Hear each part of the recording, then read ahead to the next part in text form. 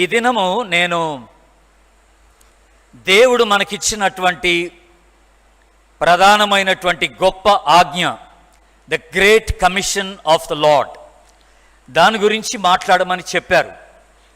Johnson గారు నాకు తెలియజేశారు. దేవుని యొక్క గొప్ప ఆజ్ఞను గురించి మనం మాట్లాడాలని తెలియజేశారు. నేను వచ్చిన దగ్గర నుండి క్వైర్ వారు కొన్ని పాటలు పాడటం వింటూ వస్తున్నాను. ఈ పాటలన్నీ వారి జీవితానికి వారు అన్వయించుకోగలిగితే ఈరోజు నా ప్రసంగం అయిపోయినట్టే. ఫర్ ఎగ్జాంపుల్, నా పేరే తెలియని ప్రజలని చక్కని పాట పాడారు. అలాగే యేసుతో టీవీగా పోదామన్నారు. మళ్ళీ ఇప్పుడే మనం ఇంకొక పాట 470 చాటించుడి దేవుని యొక్క సువార్తను అన్నట్టుగా ఆ పాట పాడాం.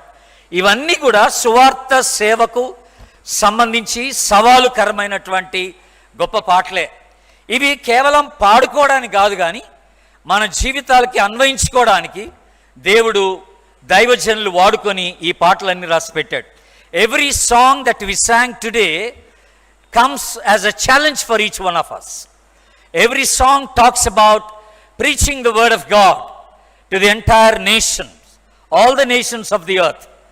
కనుక ఇవన్నీ కూడా we need to apply every song that we sing to our lives so that we can be a channel of blessing for people and for the salvation of God. ఇది మనం జ్ఞాపకం చేసుకోవాల్సినటువంటి ఒక ప్రధానమైనటువంటి విషయం. When we talk about the great commission, ఈ గొప్ప ఆజ్ఞను గురించి మాట్లాడుతున్నప్పుడు మనందరికీ తెలిసినట్టుగా మత్తయి సువార్త, the great commission is mentioned in the gospel of Matthew chapter 28. మత్తయి సువార్త 28వ అధ్యాయంలో మనందరికీ తెలిసినట్టుగా 19-20 వచనాల్లో, the 19th and 20th chapter, basically the 19th verse of the 28th chapter, we see the great commission. ఏమిటి ఇక్కడ ఉన్నటువంటి గొప్ప ఆజ్ఞనంటే, కాబట్టి మీరు వెళ్ళి సమస్త జనులను శిష్యులనుగా చేయుడి అనే మాట. You go and make disciples అనే మాట మనం చూస్తున్నాం. దేవుని బిడ్డలారా, దీని గురించి ఆలోచన చేసినప్పుడు 3 విషయాలు ప్రథమంగా మనం జ్ఞాపకం చేసుకోవాల్సినటువంటి ఉన్నాయి. 3 important things about this great commission. మొట్టమొదటి విషయం ఏంటంటే, this great commission is universal అనే మాట మనం జ్ఞాపకం చేసుకుంటాం. ఇది సార్వత్రికమైనది. Great commission is a universal. ఇది అందరికీ వర్తించింది. అన్ని దేశాలకి, అన్ని మతాలకి, అన్ని సంస్థలకు వర్తించినటువంటిది, అన్ని సంఘాలకి వర్తించినటువంటిది. ఇదేదో ఒక ప్రత్యేకమైన సంఘానికి దేవుడిచ్చిన ఆజ్ఞ కాదు. ఇది బ్యాప్టిస్ట్ వాళ్ళకే కాదు, లూథరన్స్కి, CSI, Pentecostal, assemblies of God, అన్ని సంఘాలకి, all denominations has to apply this great commission అనే మాట మనం జ్ఞాపకం చేసుకున్నాం. So it is a universal command, universal commission of God అనే మాట మొట్టమొదటిగా మనం జ్ఞాపకం చేసుకోవాల్సినటువంటి మాట. దీన్ని బట్టి మనకు అర్థమవుతుంది అంటే, great commission is not an option but it is a command to obey అనే మాట. ఇదేదో వీలుంటే చేయండి లేకపోతే లేదన్నది కాదు, కానీ మనందరం పాటించాల్సినటువంటి దేవుని ఆజ్ఞ అయి ఉన్నదని మనకి జ్ఞాపకం చేయబడతా ఉంది.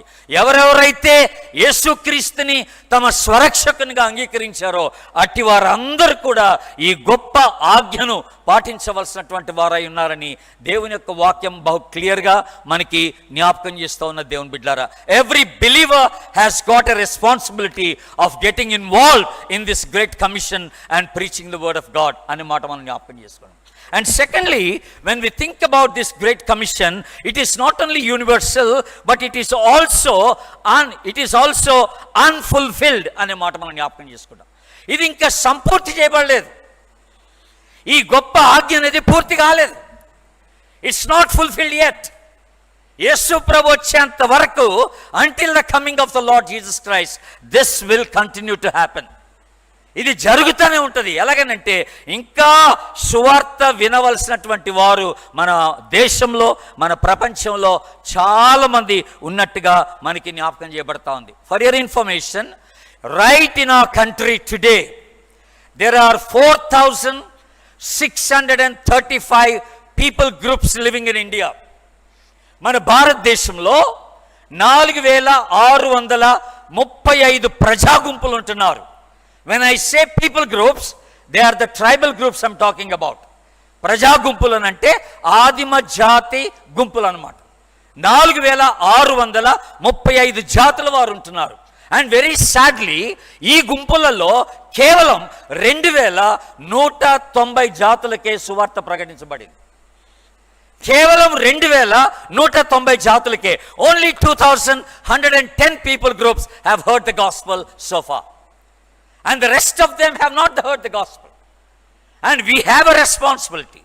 Today, if you are a believer, if you are washed in the blood of Jesus Christ, నువ్వు విశ్వాసమైతే, క్రీస్తు రక్తంలో కడగబడితే, ఈ సువార్తని ప్రకటించాల్సినటువంటి బాధ్యత నీ పైన ఉన్నదని ప్రభు జ్ఞాపకం చేస్తాడు. మీకు ఒక సంగతి చెప్పనండి.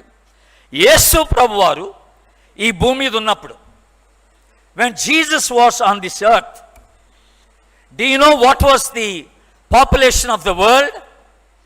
అప్పుడు ప్రపంచ జనాభా ఎంతో తెలుసా అండి? కేవలం 25 కోట్లే. Only 25 crores. When Jesus was on this earth, the world population was only 25 crores. ఈ 25 కోట్ల ప్రపంచ జనాభాను చూసి యేసుప్రభు ఏమన్నాడంటే కోత విస్తారం అన్నాడు.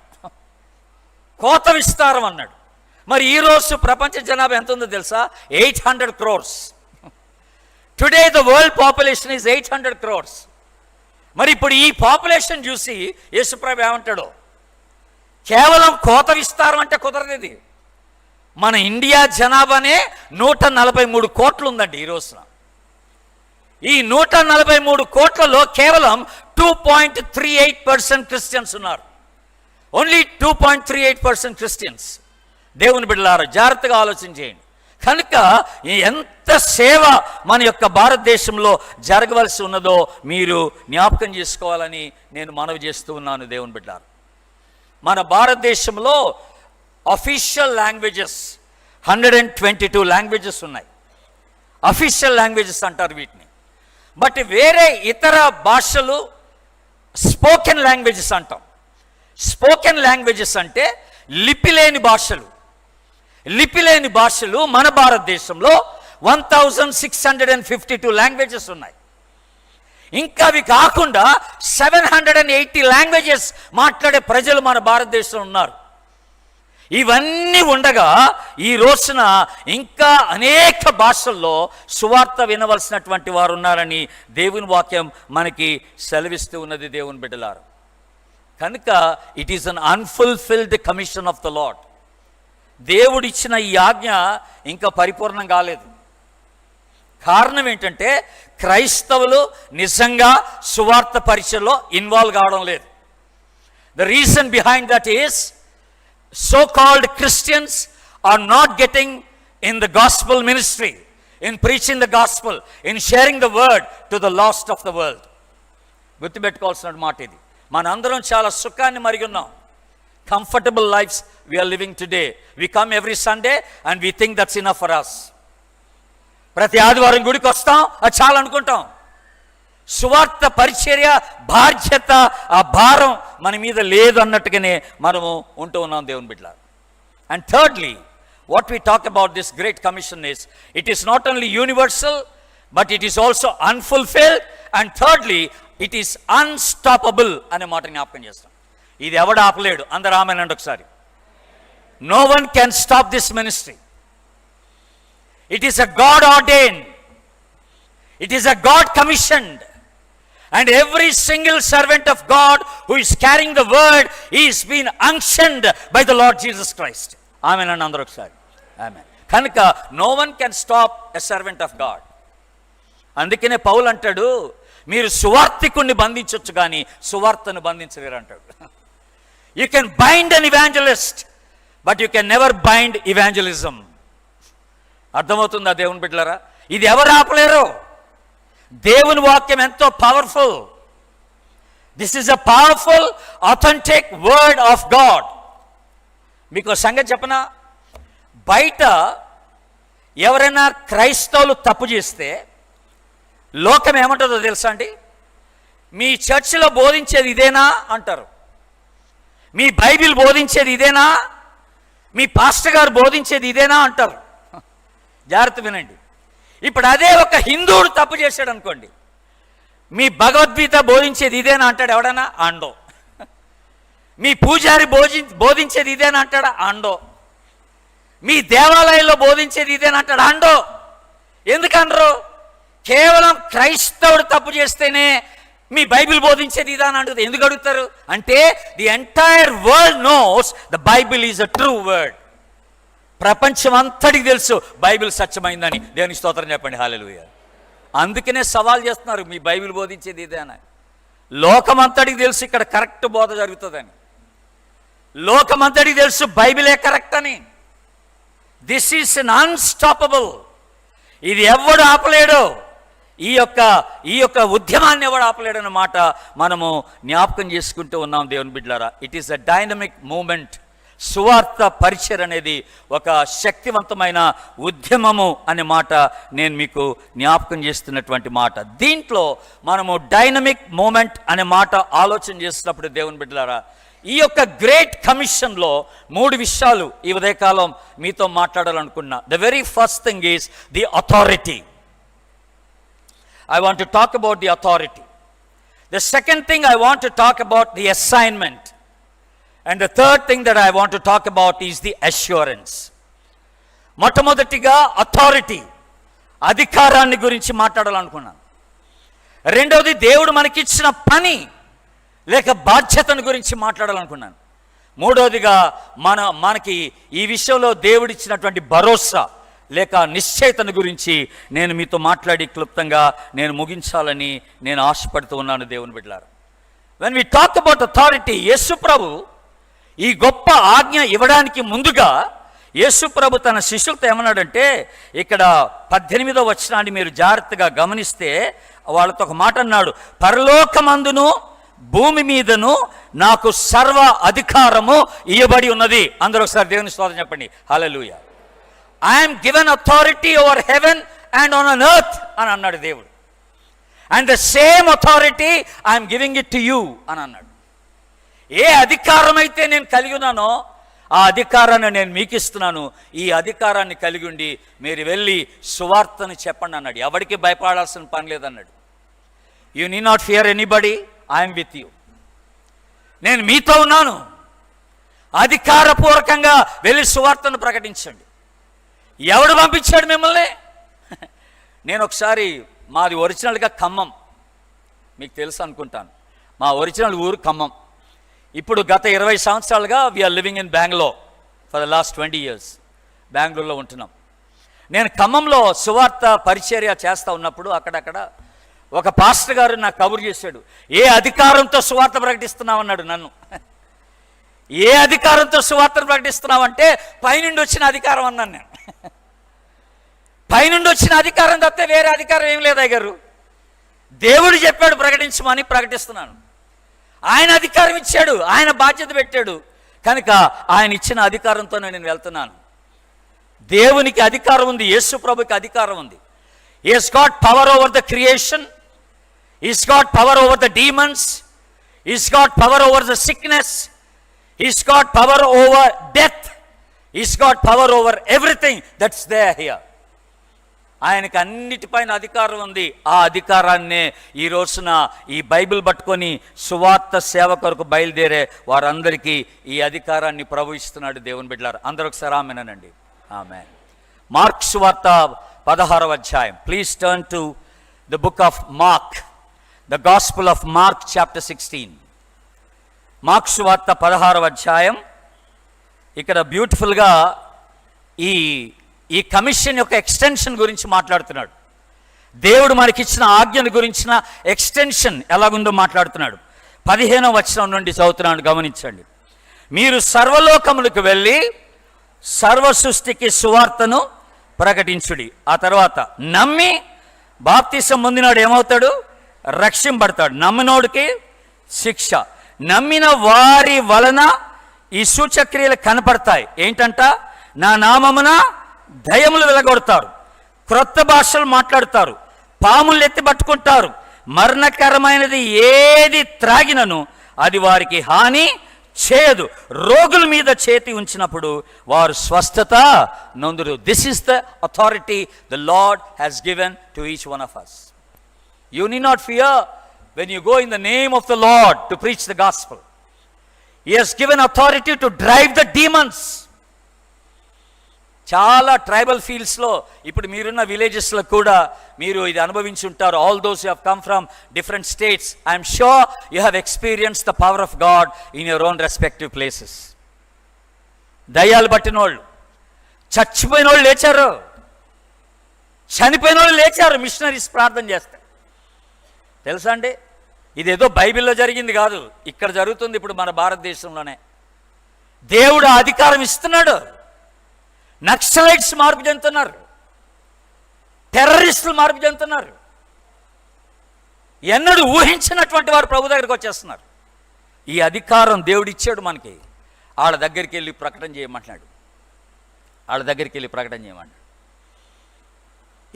ఈ అధికారపూర్వకంగా మనం వెళ్ళాలని ప్రభు జ్ఞాపకం చేస్తున్నాడు. అందుకనే నేను మిమ్మల్ని రాయబారులుగా పంపిస్తున్నాను అన్నాడు. We're chosen as ambassadors for Christ.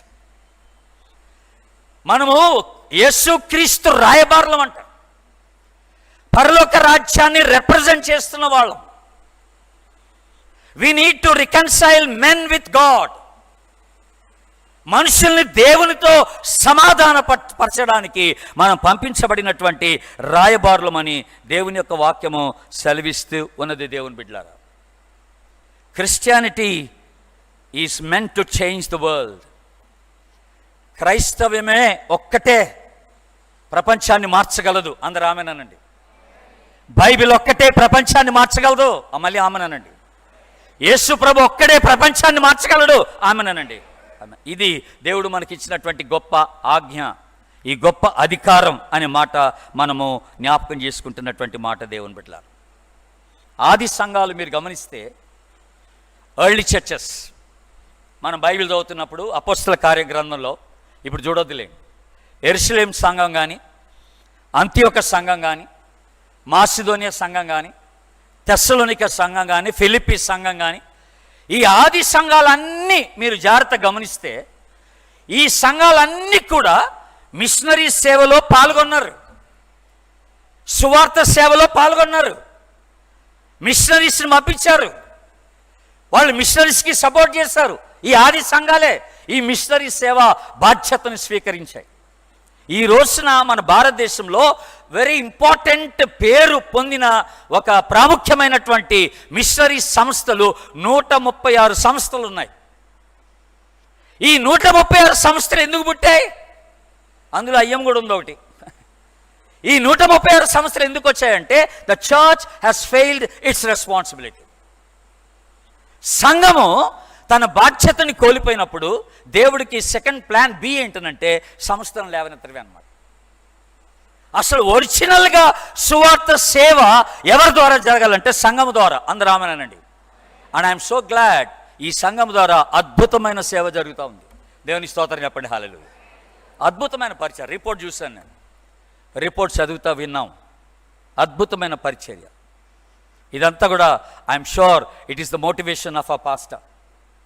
Pastor గారు ఇచ్చిన మోటివేషన్ బట్టి ఈ అద్భుతమైనటువంటి సేవా కార్యక్రమాలన్నీ జరుగుతున్నాయని నేను రూఢిగా నమ్ముతున్నాను. అందుకనే ఒక ఆయన చక్కగా ఏమన్నాడంటే, church should be considered a moment, not a monument అన్నాడు ఆయన. Church should be considered as a moment but not as a monument అని అన్నాడు. ఈ సంఘం అనేది ఒక ఉద్యమముగా తీసుకోవాలి కానీ ఏదో స్మారక చిహ్నంగా ఉండకూడదు అన్నాడు. సంఘం దానికోసం కాదు. బిషప్ విలియం టెంపుల్టన్ అన్నటువంటి ఆయన ఒక చక్కని స్టేట్మెంట్ ఇచ్చాడు. ఆయన ఏమన్నాడంటే, the church is the only institute that does not exist for its members. If it exists for its own members it's called a club but not a church అన్నాడు ఆయన. వింటున్నారా? ఈ సంఘం అనేదట ఒకే ఒక సంస్థ. ఇది తన సొంత సభ్యుల కొరకు ఏర్పరచబడిన సంస్థ కాదన్నాడు సంఘం. ఇది బయట వారి కొరకు ఏర్పరచబడిన సంస్థ అన్నాడు. సంఘం ఎప్పుడైతే తన సొంత సభ్యుల కొరకు ఏర్పరచబడుతుందో అది సంఘం అనబడదు, క్లబ్ అనబడుతుంది అన్నాడు ఆయన. క్లబ్ అనబడుతుంది అన్నాడు. కనుక మనం ఈ సంఘం ఎవరి కోసం ఉంది? I'm not talking about this Baptist church, I'm talking about every single church in India. Every church is meant for outsiders, not for the insiders. మనం బయటికి వెళ్ళి సువార్త చెప్పడానికి కోసమే ఉన్నాం, కానీ లోపటి వారి కోసం కాదండి, లోపటి వారి కోసం కాదు. ఇక్కడికి వచ్చి ఆదివారాలు మనం బలపరచబడాలి. పాస్టర్ గారు చక్కని వాక్యం చెప్తారు, మీ పాస్టర్ గారు. And I'm sure assistant pastors also doing the same thing, I hope. చక్కని వాక్యం చెప్తున్నారని నమ్ముతున్నాను. ఇంత మంచి వాక్యం చెప్పేటప్పుడు మనం బలపడాలి. ఆదివారాలు బలపడి సోమవారం నుంచి శనివారం వరకు బయటికి వెళ్ళి సువార్త ఉద్యమంలో పాల్గొనాలి. అందరూ ఆమేనండి. ఇది మన బాధ్యత. ఇక్కడికి వచ్చి విని ఇంతటితో తృప్తి చెందితే సరిపోదన్నాడు దేవుడు. మనం బయటికి వెళ్ళాల్సిన వారమై ఉంటున్నాం. అందుకనే ద సెకండ్ అసైన్మెంట్, మనకి ఇవ్వబడిన అసైన్మెంట్ ఏంటంటే, ఫస్ట్ ఈజ్ అథారిటీ అని అన్నాను నేను, ద సెకండ్ ఈజ్ అసైన్మెంట్. ఇప్పుడు జాగ్రత్త వినాలి. Assignment, what is the assignment? Go అని అన్నాను. అందరూ చెప్పండి ఈ మాట, గట్టిగా చెప్పండి. గో. మళ్ళీ చెప్పండి. గో అని అన్నాడు. వెళ్ళండి అన్నాడు. క్రైస్తవుడు ఒక దగ్గర ఉండకూడదు. He should be always on the move. Every Christian should be always on the move. మీరు వెళ్ళండి. ఎక్కడ సువార్త వినపడలేదో అక్కడికి వెళ్ళండి. మీరు అక్కడికి వెళ్ళి సువార్తను ప్రకటించండి. యాక్చువల్గా సంఘము అంటే అర్థం ఏంటో తెలుసా అండి? గ్రీక్ భాషలో సంఘానికి ఉన్న పదం ఏంటంటే ఎక్లీషియా అంటారు. ఎక్లీషియా అంటే అర్థం ఏంటంటే called out or sent out అని అర్థం అన్నమాట. బయటికి పిలువబడినా లేకపోతే బయటికి పంపబడినా అని అర్థం. Called out. సంఘం అంటే ఎవరు? విశ్వాసుల సమూహం. ఈ విశ్వాసుల సమూహం అంతా దేని కొరకు ఏర్పరచబడ్డారంటే, వారు బయటికి వెళ్ళడానికి ఏర్పరచబడ్డారు, ఇక్కడ కూర్చోడానికి కోసం కాదు. You need to go out, go to the unevangelized people, go to the unreached people అని అన్నాడు దేవుడు. చెప్పినాడికే సువార్త చెప్పడం కాదు. అందుకనే ఆస్వాల్డ్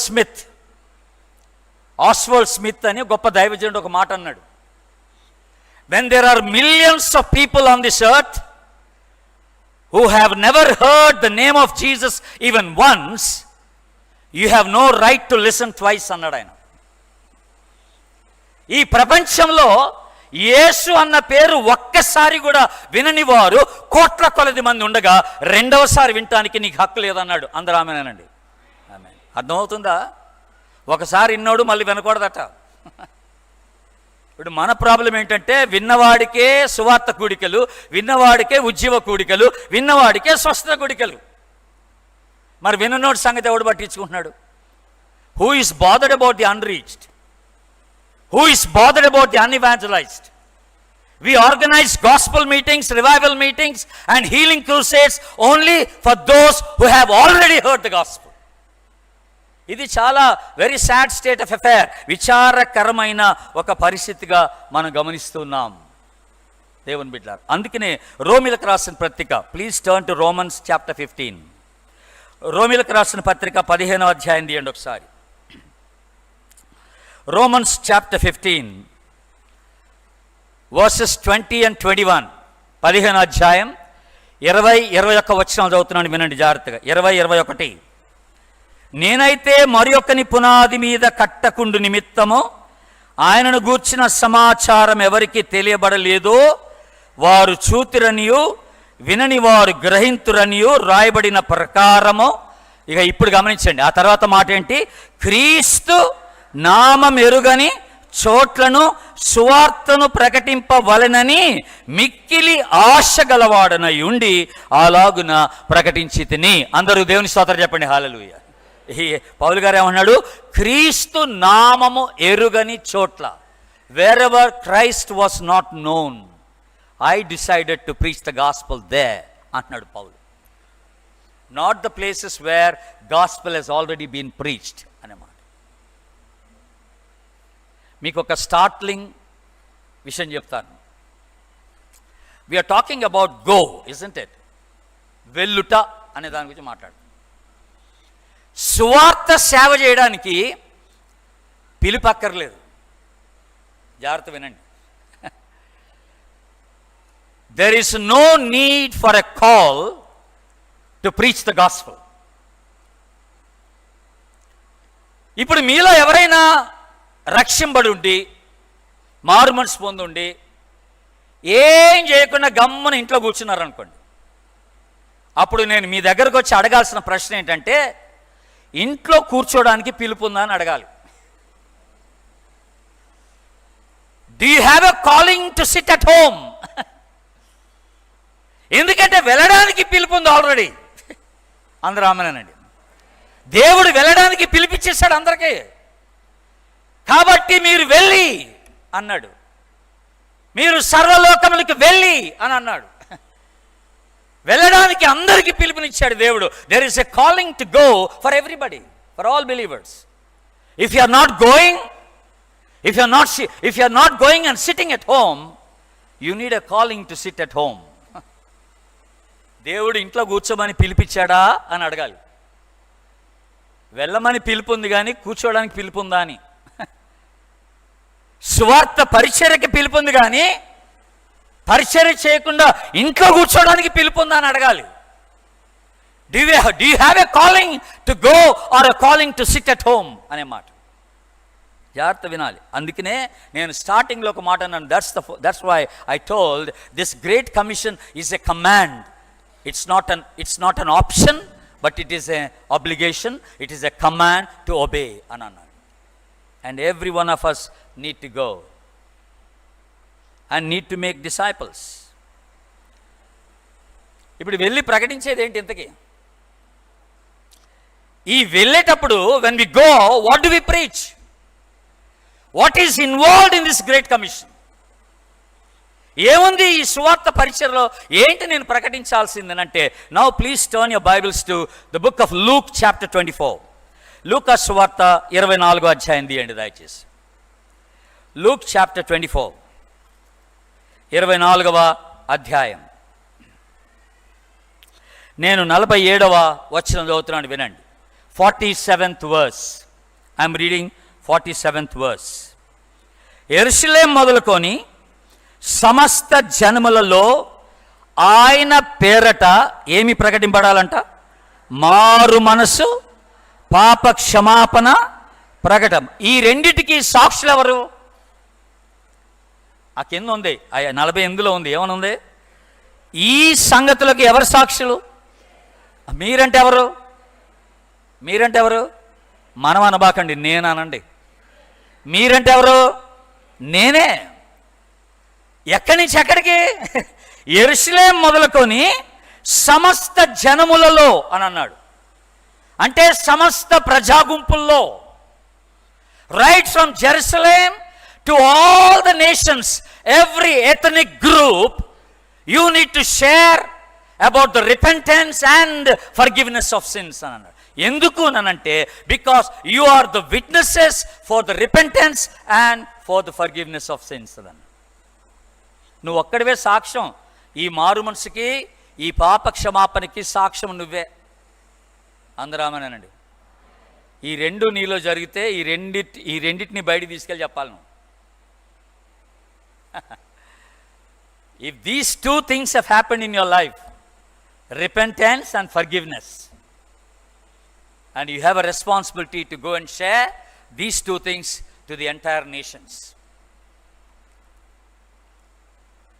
ఇంకొక రెండు మాటలు చెప్పి నేను ముగిస్తా. వెరీ ఇంట్రెస్టింగ్ మాటలు. మీరు ఇప్పుడు please turn to Johne's gospel chapter 12, 12వ అధ్యాయం. యోహాను సువార్త 12వ అధ్యాయం 9, 10, 11 వచనాలు. 9, 10 and 11. Johne's gospel chapter 12 verses 9 to 11.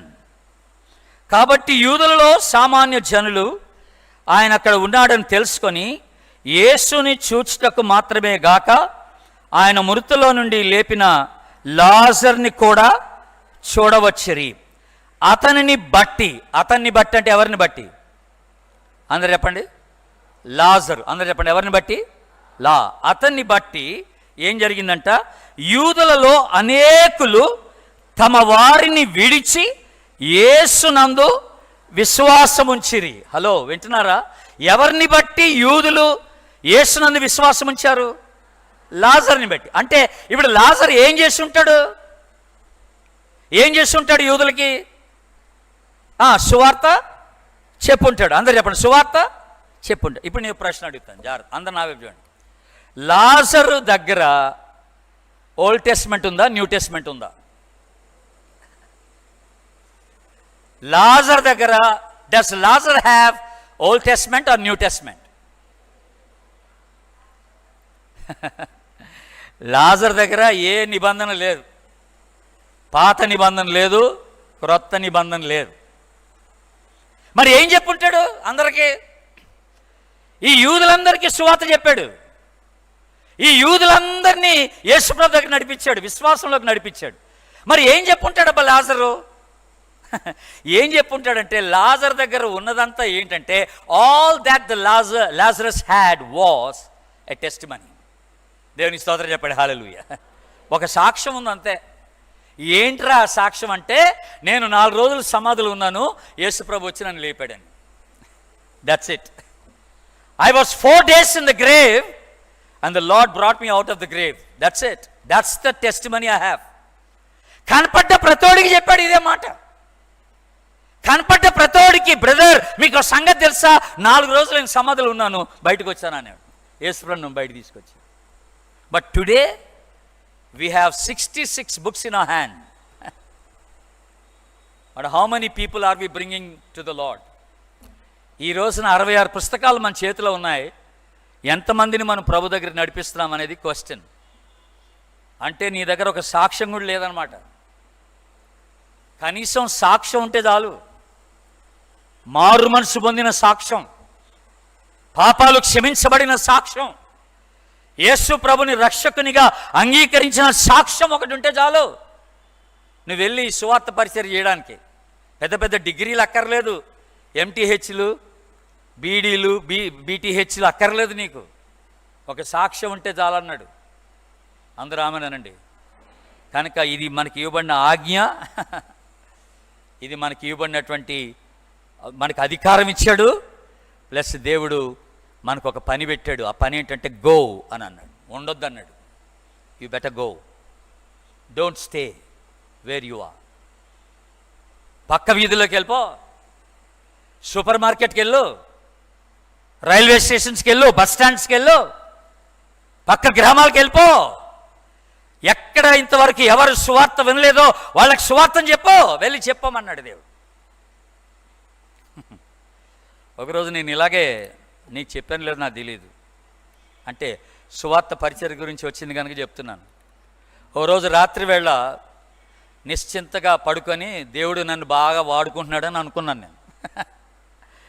అనుకుంటూ ఉంటే దేవుడు అన్నాడు, ఏడ్చినట్టు ఉంది, మీ ఇంటికి రోజు పాలు పోసేవాడు ఒకడు వస్తున్నాడు, ఆడికి చెప్పలేదుగా అన్నాడు.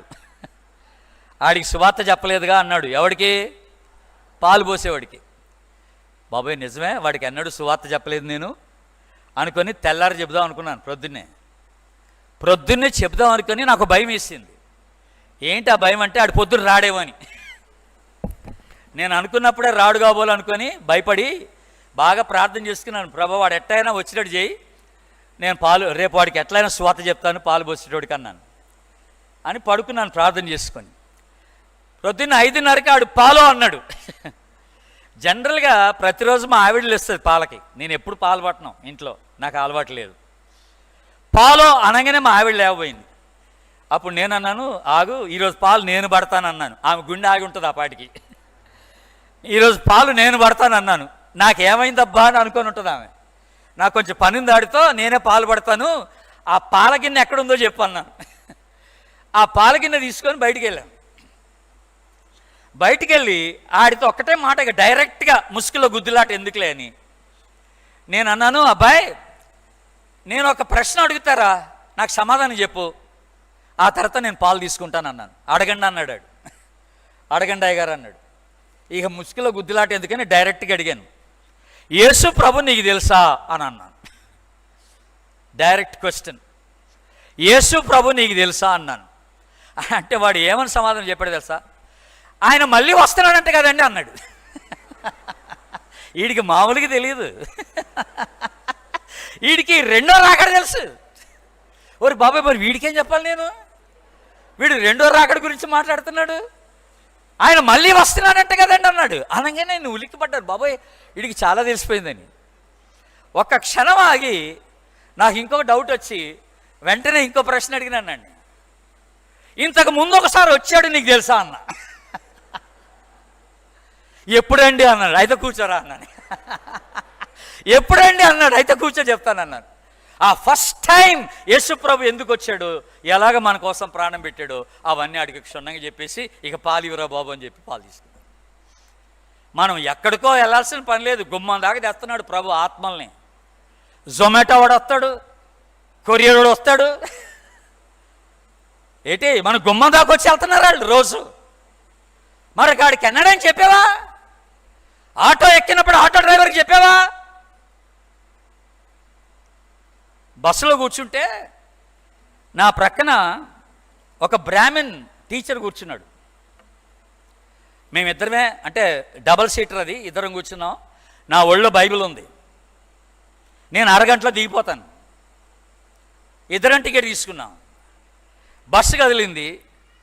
కదిలిన దగ్గర నుండి ఈ బ్రాహ్మణ్ ఏం చేస్తున్నాడంటే నా బైబిల్ చూస్తున్నాడు, నా మొహం చూస్తున్నాడు. నా ఒళ్ళో నా బైబిల్ ఉంది కదా, నా బైబిల్ చూస్తున్నాడు, నా మొహం చూస్తున్నాడు. అప్పుడు నాకు అర్థమైంది నాతో మాట్లాడటానికి ట్రై చేస్తున్నాడని. వెంటనే ఏం చేస్తానంటే నా పేరు చెప్పా. నా పేరు చెప్పంగానే ఏమన్నాడో తెలుసా అండి? మీరు క్రైస్తవ మతాన్ని బోధించడానికి వెళ్తున్నారా అని అన్నాడు. ఇదే ప్రశ్న అడిగాడు. మీరు క్రైస్తవ మతాన్ని బోధించడానికి వెళ్తున్నారా? Are you going to preach Christianity అని అన్నాడు. నేను అన్నాను, లేదు సార్, క్రైస్తవ మతాన్ని గురించి బోధించడానికి వెళ్ళట్లేదు, నా జీవితాన్ని మార్చిన యేసుప్రభు గురించి చెప్పడానికి వెళ్తున్నాను అన్న. అంటే ఆడు ఏమనాలి? ఇప్పుడు నెక్స్ట్ క్వశ్చన్ ఏమడగాల? మీ జీవితాన్ని ఎలా మార్చాడు యేసుప్రభుని అడగాలి. ఆడు చాలా తెలివిమంతుడు, బ్రాహ్మణ్ కదా, అడగలే. ఆడికన్నా తెలివిమంతుడు కనుక అడగకపోయినా నేను చెప్పా. ఎందుకంటే నాకు హాఫ్ అన్ అవర్ టైం ఉంది, అరగంటే. ఈ అరగంటలో నా జీవితాన్ని ప్రభు ఎలా మార్చాడో అడిగి చెప్పేశా. దొరికిన అవకాశాన్ని సద్వినియోగం చేసుకోమంటున్నాడు ప్రభు. You better go, I'm with you. మూడో మాట మనకు అనుగ్రహించబడిన మాట ఏంటంటే the assurance of God's presence with us. It's not only the authority, not only the assignment that is given to us, but also the assurance is given. Wherever we want to go, the Lord is willing to come with us. Say amen. అందరు గట్టిగా amen అనండి. మనం ఎక్కడికి సువార్త కొరకు వెళ్ళాలని ప్రయత్నం చేస్తే అక్కడికి ప్రభు మనతో రావడానికి, ఆయన సన్నిధి మనతో ఉంచడానికి ఆయన ఇష్టపడి. You are not alone, you are not alone. నువ్వు ఒంటరివి కాదు, ప్రభు నీతో ఉంటాడని సెలవిస్తున్నాడు. ఎలాగుంటాడు ప్రభు మనతో? పరిశుద్ధాత్మ ద్వారా దేవుడు మనతో ఉంటాడని సెలవిస్తున్నాడు. పరిశుద్ధాత్మ ద్వారా. ఒక్క మాట చెప్తున్న, జాగ్రత్త వినండి, చెప్పి ముగిస్తాను. పరిశుద్ధాత్మ అనగానే మనందరికీ చాలా రాంగ్ నోషన్స్ ఉన్నాయి, తప్పుడు అపోహలు బాగా ఉన్నాయి. పరిశుద్ధాత్మ అనగానే భాషలు మాట్లాడటం, గంతులు వేయటం, ఇలాగ అనుకుంటున్నాం మనం. కాదండి. దేవుడు ప్రథమంగా తన శిష్యులకు పరిశుద్ధాత్మని ఇచ్చింది ఎందుకో తెలుసా? సువార్త పరిచయ కొరకే. ఇందాక ఒక మాట చదివారు మీరు, ఏది? లూకా సువార్త. ఇప్పుడు చూడండి మళ్ళీ 24వ అధ్యాయం, లూక్స్ గాస్పెల్ చాప్టర్ 24. అక్కడ ఒక మాట ఉంది. ఏమనుంది? 24, 47, 48 వచనాల్లో ఇప్పుడే మనం చూసాం.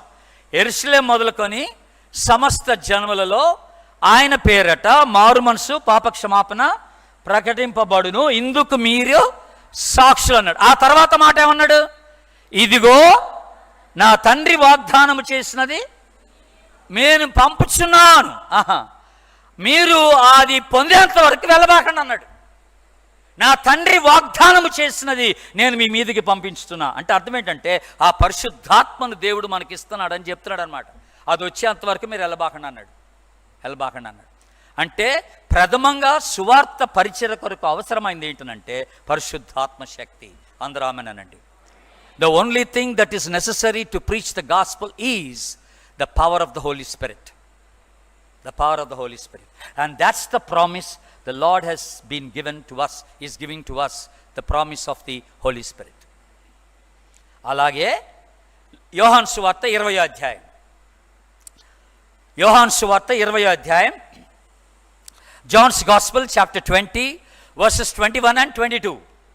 20వ అధ్యాయం 21, 22 వచనాల్లో ఏమనుంది? తండ్రి నన్ను పంపినట్లుగా నేనును మిమ్మును పంపుచున్నాను.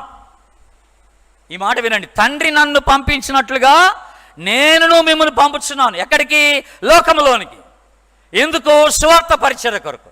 ఈలాగా పంపుచున్నానని చెప్పి ఆయన 22వ వచనం చూస్తే ఆయన వారి మీద ఊది పరిశుద్ధాత్మను పొందుడి అని అన్నాడు. అందరూ ఆమేనండి. పంపడానికి పంపించడానికి అవసరమైంది ఏంట్రా అంటే పరిశుద్ధాత్ముడు అన్నమాట. పరిశుద్ధాత్మను పొందుకుని వెళ్ళమన్నాడు, గుట్టిగా వెళ్ళబాకండి అన్నాడు. అండ్ ఫైనలీ అపోస్తుల కార్యం 1వ అధ్యాయం 8వ వచనం ఏమనుంది? పరిశుద్ధాత్మ మీ మీదకి వచ్చినప్పుడు, యాక్ట్స్ 1:8 పరిశుద్ధాత్మ మీ మీదకి వచ్చినప్పుడు మీరు శక్తి నొందెదరు. అప్పుడు ఏమవుతారు? యెరూషలేములో, యూదయ, సమరయ, భూదిగంతముల వరకు మీరు నాకు సాక్షులయ్యుందురు. అందరూ ఆమేనండి. ఆమేన్. పరిశుద్ధాత్మ మీ మీదకి వచ్చినప్పుడు శక్తి. when you are filled by the Holy Spirit you will be empowered.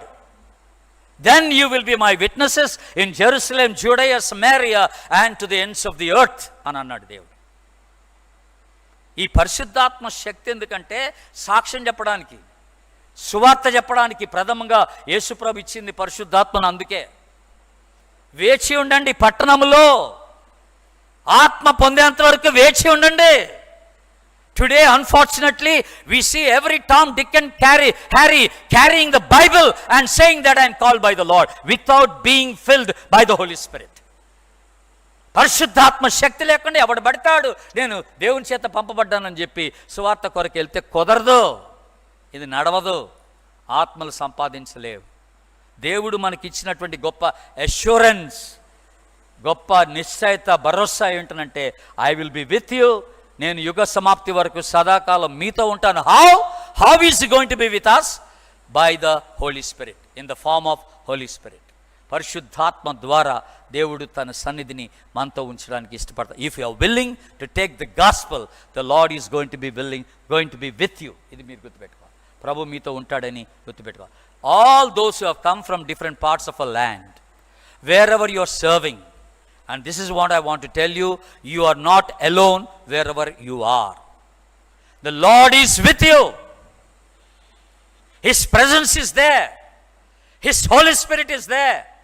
He has given you authority, and He is going to help you to share the gospel, and He is going to help you to expand His kingdom, and He is going to help you to establish the church of God. Say amen. Amen. అట్టి కృప, దేవుని యొక్క సువార్తను ప్రకటించేటువంటి కృప పరిశుద్ధాత్మ దేవుడు మనందరికీ దయచేయును గాక. ఆమేన్.